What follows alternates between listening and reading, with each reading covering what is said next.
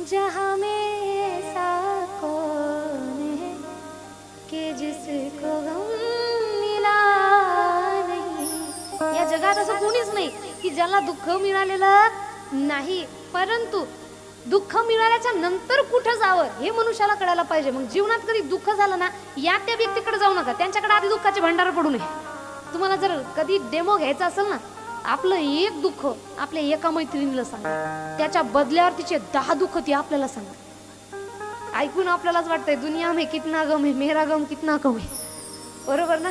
म्हणून जगामध्ये भरपूर दुःख आहे, फक्त आपल्याला वाटतं माझ्याकडे। मग जीवनात जेव्हा कधी दुःख झालं, एक काम करायचं, त्या भगवंताकडे जायचे, त्या भगवंताला सांगायचे, देवा असं असं दुःख माझ्याकडे आहे, हे दुःख तर माझ्या कर्मामुळे मला आलं असेल, मी मान्य करतोय, परंतु सहनीय नाही देवा, असह्य होत आहे। म्हणून या दुःखातून मला बाहेर काढण्यासाठी तुम्ही माझ्यावर कृपा करावी।